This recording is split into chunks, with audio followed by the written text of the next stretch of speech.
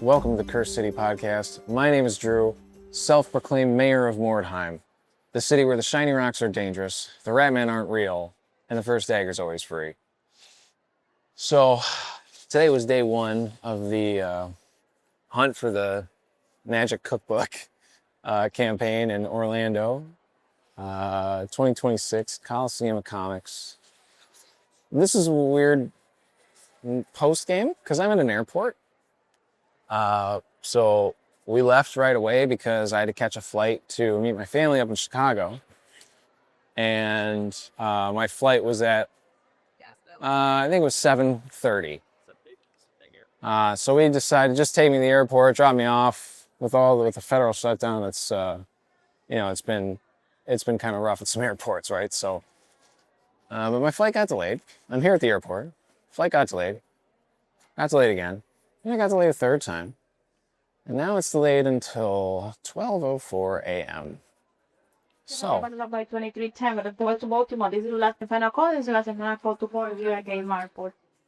going to be some of that. But I figured I may as well try to get this done. I'll have time on the plane to do some editing, I guess. So, we'll see how it goes. Do it while it's fresh in my mind. That'll help. So anyway, I ended up playing my first game against Ryan. Ryan's new to the club, and I didn't know, pretty new to the game of Warhammer, having only ever played, I think one game, somebody told me. So, pretty impressive, because this guy knew all the rules, he knew what his gang did, like, he was set. He did a great job too. It was just some bad rune rolls that led to his ultimate defeat and a victory for the Smurfs. The scenario, the recipe, where a famous baker and his retinue of 6 guards, they're all halflings of course, have found themselves in the middle of town with a broken caravan full of pies. And we, the warbands, want to steal those pies. And also kidnap the cook, because he's worth some money. So we take sides. There's obviously the caravan, the guards, and the chef in the middle. And I think I got the priority. So I went first. I move everybody up. No stupidity, one animosity. Guy just stands there. No big deal. Final call aboard. So this is gonna be really distracting, and I'm in a mood. So yeah. Anyway, I had tried to do my turn to a big orc for Papa Smurf, and he failed at first. Then it was Ryan's turn. Ryan's halflings moved up, got into elevated positions, and were basically kind of in a horseshoe on the second level surrounding the caravan and ultimately my guys. So I was a little nervous to have him all up on there. But, I'm just planning on running in there. I rolled, by the way, for my mushroom beer. We were all dizzy, so we all had -1 to our initiative, which is kind of awful. So my go again. Only mess up one animosity. Everybody else moves fine. Leadership passes everywhere. So my troll has the option now to charge the chef, charge a guard, or just walk up to the cart and start to raid it. So the rules are, if you end your movement, any model ends their movement in base-to-base with the caravan, they can start to loot the caravan of pies. The guards get a turn after our turn, and in their turn, they're always going to prioritize shooting unless the chef is actually being attacked in close combat, in which case they obviously will join in the fray as best they can. I forgot to mention, their first turn, so I guess technically Ryan's first turn, he shoots at one of the guards. He takes one out of action, he stuns another one, and he misses one on the flank. So then the guard's turn, all the guards shot at my troll, because my troll is like right in front of them, and a large target. So much distraction. So anyway, we decided that all the guards are going to shoot the troll, except for the one guard that got shot at on the flank, because he should probably shoot at the guy who shot at him. So he does. He hits him, and he wounds him, and he kills him. Oh my God. That's the first turn of the guards. So quite interesting. So anyway, my troll walks right up to the cart, chooses not to charge. And good thing, because then he spends his whole next turn standing there just carefully picking up this pie, because henchmen can only hold one pie, heroes can hold two, and animals can't hold any because they'll just eat it. So his stupid one initiative ass is just barely clutching this pie for his life. I mentioned initiative because if you get attacked in close combat and you're holding a pie, you have to take an initiative check, or you drop the pie, ruining it, and you no longer get it. And the pies are critical. They help add to your gold at the end of the games. You want to get as many pies as you can. If one warband routes, the non-routing warband, assuming all the guards and the chef are taken out of action, gets all the pies. So 17 pies are on the line. And they're all worth 1 gold, but if you win, they're only worth half that because you also got the recipe, so it reduces the value of your pies. I don't know, balancing thing easily.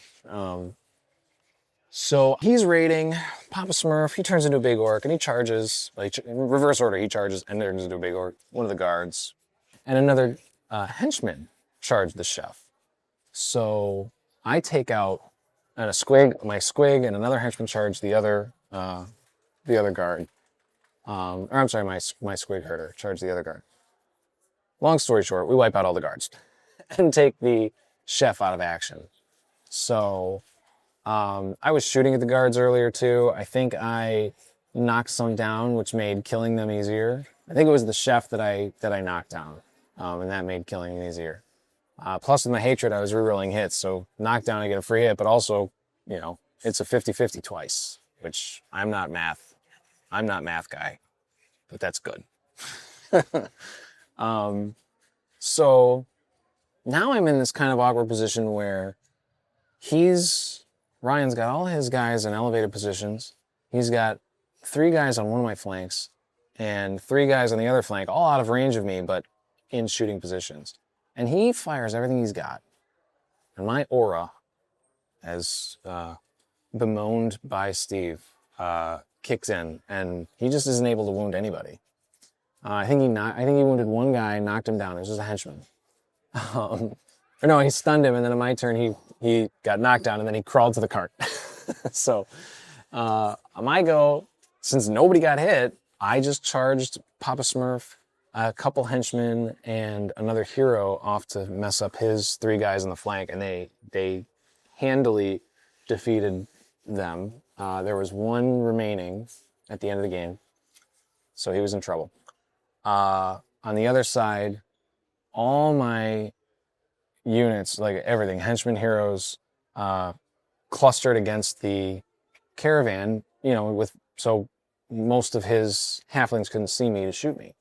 The troll also backed up with his pie. He finally passed the leadership test and just walked straight backwards with his pie so that all the other guys could pile in and get their pies. I have a ton of pies at this point. I think I had 11 or 12 pies in my hands. He had a whole bunch out. He had to take his second bottle check, and on his go, he realized, okay, there's a squig bearing down on his leader, who's like 3 inches away. One of his other heroes on the other side, on the flank, is getting dogpiled by a very angry little red Papa Smurf, and big green Papa Smurf, and a henchman, another hero, so he's in real trouble. And also I rolled a random encounter, which was a pack of wild dogs. So 3 dogs show up on the board, and they immediately move right up to his other group of henchmen on the other flank.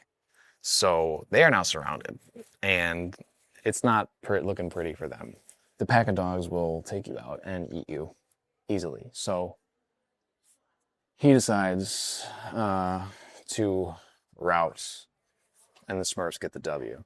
So after exploration, after the end phase, really, we roll on that cooking chart that Steve devised. So we roll 2d6, and you add any modifiers from finding pages. So pretty much every time you win a scenario, you get to draw a card from a deck of cards, standard deck of playing cards. And the object is to collect multiples of the same suit and ultimately working towards a straight flush. I drew a card, I get the Jack of Clubs, and I get +1 to my cooking roll, so I roll up an 8 total on my cooking roll, which gives me a good meal, and says that my warband automatically passes the first route check it has to take in the next game, because it's so well fed. Ultimately, passing the first bottle check is huge in a game where your leadership is 7 or 8. My leaders is 8, so it's pretty shitty. Or is it 7? It's shitty. Quick little edit here. It is 7. I was super tired. So, anyway, first game, awesome game, lots of fun. Felt kind of bad about his rolls. I got a couple guys knocked down, but that was it. Everything. I didn't lose anybody until the very, very end. I forgot this. I was surrounding his hero on the flank with a few guys, but he got lucky and he actually took Papa Smurf out of action. And luckily I rolled 55 for the injury, so he's fully recovered. Game 2, I played against Lily, and Lily is running the same Night Goblin rules I'm running, but instead of a troll, she went with mass units. She has tons of squigs, tons of goblins, and they're all kitted out pretty well. Boss poles and squig prodders. I'm a little nervous. Lily's a accomplished goblin fanatic herself. Her paint jobs are so stellar. She's a commission painter, and it's astounding the quality of her work. And they're so beautiful, and they're all so retro. He loves the old models. They're mostly metal. They're just gorgeous. Just gorgeous. I was drooling over them the whole game. So, this game was where I kind of started to fail rolling too. Lily did as well. My aura did some work for me, some heavy lifting, but ultimately it wasn't enough. So I failed my leadership check, and my squig moves 3 inches. So my troll's sitting there in the back, and my squig is sitting there with him. And my leader obviously is staying 6 inches or less away from the troll so that he can benefit from her leadership. Meanwhile, I move everybody else up the flank. Now, my squig herder is differentiated from all of the other Smurf henchmen, who all look identical by simply the mushroom on his base. So they all have a mushroom on their base. It's all in the front of their base, except the squig herder. His is on the back of his base. He's just on there with sticky tack for now, because this isn't the model I plan on using for him. So obviously I'm going to mess him up and confuse him for just a henchman. That's exactly what I did. I put him down on the table next to my squig, immediately treated him like a henchman, charged him all the way up the flank to be a meat shield for one of the heroes, leaving my squig completely on his own. I move my other henchman up the other flank with a hero who tries to climb up get advantage on a cliff, fails his climb. She actually went first, so I went second. Then her turn again. She moves everybody up again. And she's already in my face with some of her squigs. She got really good rolls on her squig movement. And kept most of her guys out of animosity. And I should probably talk about the scenario. The scenario we were playing, we're Catch Me If You Can, where we're literally trying to catch a flying page of the cookbook. And it starts in the middle of the board. It moves, before anybody goes, 2d6 by scatter. It moves a decent amount. I think it moved like 7 or 8. Kind of straight towards Lily's side. And it also changes height. It starts at 3 inches off the ground, and it can go up or down if you roll a 1 or a 6 on the scatter movement.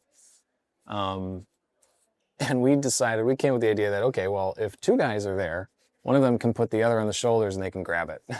And so we said, okay, that's fair. So it moved closer to her. She moved up on her second turn. She grabbed it. And we were playing on Dan's forest board that he brought, and it's beautiful. I mean, he described that treehouse for us, and I could imagine, I saw pictures of it. I had no idea how big this thing is. It's awesome. It's so big. It's this really cool, like, very reminiscent of the treehouse in Hook, the movie Hook with Robin Williams. Anyway, she takes a couple shots, but they're all very hard. She moved, they're long range and cover. She needs 6s. To hit, or a 7. I think at one point she hit a 7. So she didn't hit anything.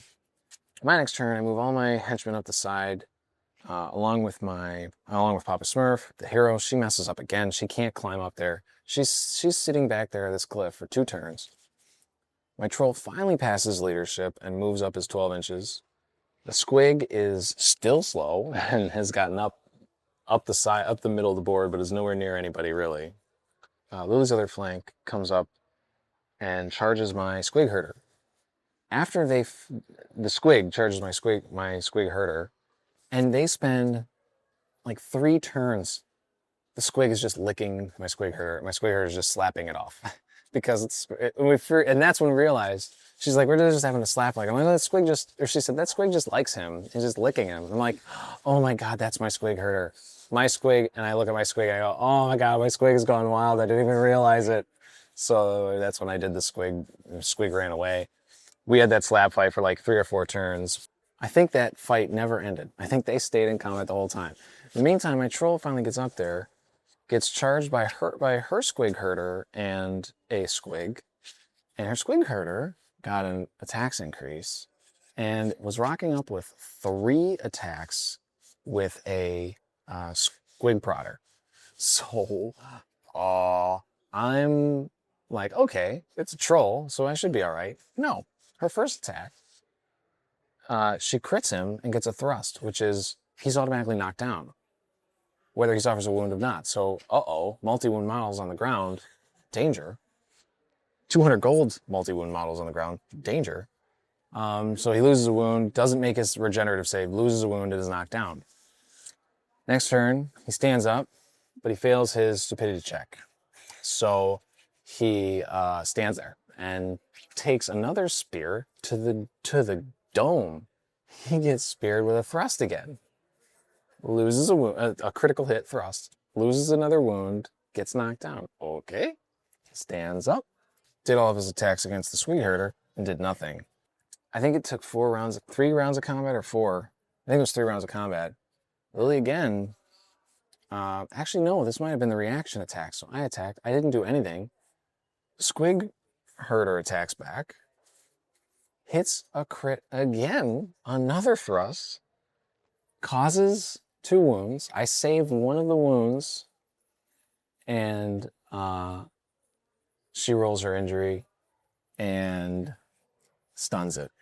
So my troll is stunned, and this is in reaction to my attacks, which means she's going next and is going to get a free kill. So her squig herder is a troll slayer for real. So of course she stomps his brains out. Her squig Lemon, which is over there, Lemon is so beautiful. Oh my gosh, it's this yellow colored squig, classic sculpt, a beautiful paint job, just so stunning. Lemon charges Smurfette, who now does not have a troll in front of her. So I'm thinking, okay, this isn't going great. On the other side, I've lost 2 henchmen, and Papa Smurf might be in danger. And she's still got all her slingers standing over there, who are, when they're done with the henchman group that's up front getting demolished, they're gonna just shoot me up. So it gets back to my turn, and I take a bottle test because I have to. I've lost a hero, 2 henchmen, and my troll. And I fail the bottle check. And I go, oh, all right, well, good game. Completely forgot about my cooking bonus from the last game, which meant that I automatically passed my first bottle check. I also forgot that the troll, when it goes out of action, it doesn't roll any injuries, any lasting injuries. It just regenerates. So you never lose it, which is great. I totally forgot that, so I was nervous that I might actually lose my troll, and I would have bottled immediately anyway. I was definitely routing voluntarily, if not involuntarily. Had I realized the troll wasn't gonna die no matter what, I still would have bottled, because Smurfette was in combat with a squig. She survived 1 round, but I don't think she's gonna survive another. She had a sword that I totally forgot she had too, so I was just using a dagger. Because I found the jeweled sword and dagger from my exploration in the last game and hung on to it for a game before deciding to sell it. So I lose. She gets the page. She got the page right away and backed up with it, so there was no way I was getting the page too. So really was no point in trying to continue. I couldn't really have a chance of winning. And I was just going to lose probably a lot more. but it was a very fun game. It was really interesting to play against my own rule set, but just that different kind of horde strategy instead of having the troll. It was effective. I mean, I didn't play very well. I split my guys up too much, and I let my squig go out because I just forgot who my squig herder was. By next game, I'm going to have that other model finished, and so I will never make that mistake again. After all my my roll again, my beer was I got dizzy again, so all my henchmen -1 initiative. Forgot to mention that. My post game rolls, my cooking roll was crummy, and in fact I lose 2 inches of movement on all of my heroes for my next game, so that's gonna be really shitty. Having 2-inch movement sucks. Not only that, I forgot to do the madcap mushroom test. So madcap mushrooms are one of the fun thematic equipment items for orcs and goblins, but really just goblins. After you take the madcap mushrooms at the post game, you roll a d6, and on a 1, you become permanently stupid, which is awesome. Night goblins have a special rule that if they get that, they can ignore it if they get high on mushrooms again. So, of course, Papa Smurf rolls a 1, so he's now permanently stupid, but he's also permanently on mushrooms. I got skills for 3 of my heroes, and on the 3 heroes that got skills, I decided to take Fungus Farmer on all 3 of them because I felt like it's really thematic. I'm trying to run Smurfs who are farming mushrooms, and it just makes sense to do it. I could have done some shooting skills. I could have done a whole bunch of things. I could have got infiltrate, but I want them to be farmers, and I want lots of madcap mushrooms. I want my whole warband to be completely wasted on fungus brew and high on mushrooms with frenzy. I also rolled up. I think from the first game, I got an initiative increase for both. I want to say it's Papa Smurf and my squig herder. My squig herder is Grouchy Smurf because he's grouchy because he's got to deal with all the squigs. I think that's fun. So that's pretty good. He's got initiative 5 now, so he's a big dog.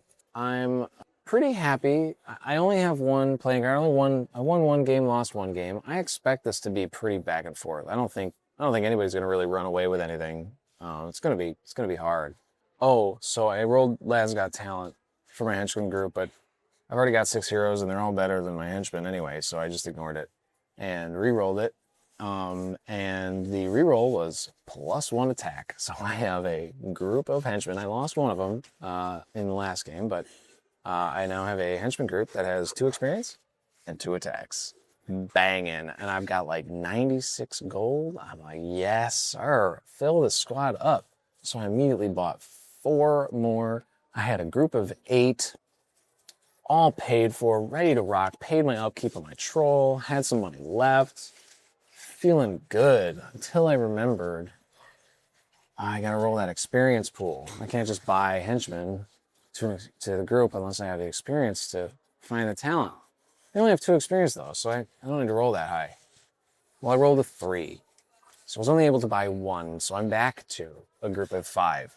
Now this group has 5 members with 2 attacks and 2 experience. So as long as they just gain 1 experience next game, and I roll a little bit better on my XP pool, I should be able to fill out that group. I'm saving my money. I'm probably not gonna buy anything. I might try to get an Unholy Relic. But other than that, I don't think I'm gonna try to buy anything. So that after the next game, I should be able to fill out that group real nice. Because 2 attacks is gangster. And if I'm with 3 fungus farmers now, I've got 3 madcap mushrooms. So obviously Papa Smurf's gonna be spinning. And I'm gonna put 2 in that mushroom brew. I'm gonna see how twisted I can get those Smurfs. That's the plan anyway. We're gonna get crunk. So if I'm rocking 2 base attacks and I end up rolling a 6 on either of those dice in the fungus brew, that's frenzy. That whole crew is gonna be rocking 4 attacks. Yo, crazy. Very excited by that prospect. That's huge.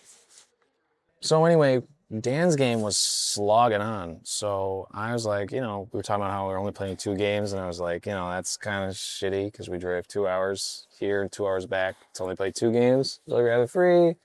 Come on, help our brother out.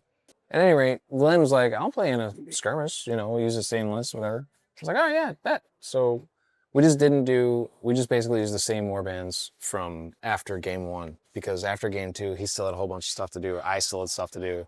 And we figured, yeah, let's just use the last warband we had. We just set up Weirdstone Hunt on one of his boards. His boards are so awesome too. And I think he went first. He runs everybody up. He has 20 warband members. I think he might have more with the Snotlings. So he's got Snotlings, which you get 5, but they only count as 1 model. So with a maximum of 20, it's really a maximum of 24 if one of them is a group of Snotlings. Anyway, he moves up basically all over the place. He's a big mass in the middle, and then he has a pretty decent sized mass on the flank that has my troll, my leader, and a hero. He moves up, I move up, he moves up. I've got some guys on an elevated platform to take some shots. My henchmen run up on the platform in the middle of the field. He charges up the platform in the middle of the field with a couple squigs. He gets some big squig rolls. He charges my henchmen that are in front of Papa Smurf. My squig herder and my squig are going up the other flank to get one of the Weirdstone charges, and they get towards the middle, and his squig herder charged my squig, and they have a slap fight for a while. Up the middle, his squig gets one of my henchmen, but then gets charged by 2 and annihilated. In the dead center of the board, it looked real sketchy for me because he got all these charges off with henchmen, I think a hero, a Snotling, a squig, and a hero. And he got all these charges off against one of my goblin henchmen, who my Papa Smurf intercepted, and he got charged and turned by another guy. He got charged by 2 guys. I was like, that might have not have been a great idea. But anyway, Papa Smurf survived, and the other henchman just got knocked down, and Papa Smurf turned into a big bad orc. He did some stomping. He spanked the hero. He spanked the squig, and then the Snotling survived somehow.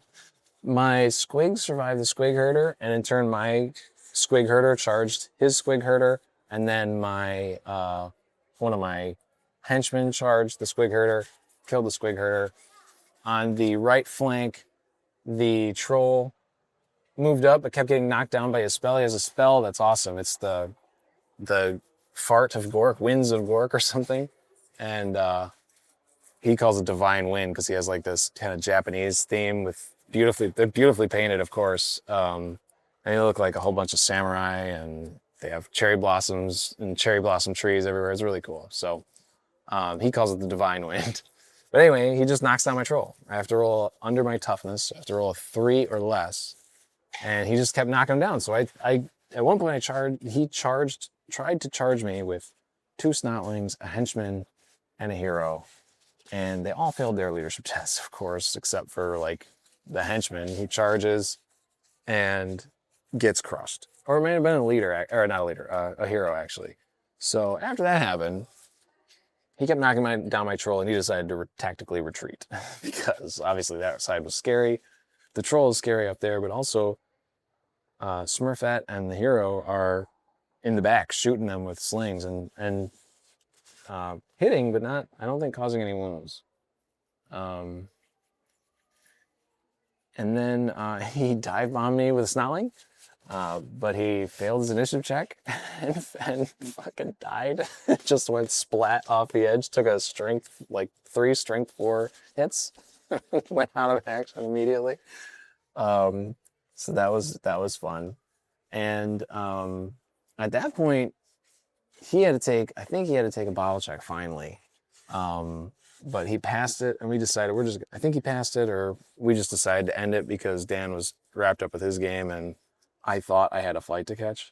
So it was I guess not really a win or lose situation. We didn't really finish it, but it did really seem like I was probably winning that game. I didn't need a bottle check, and he did.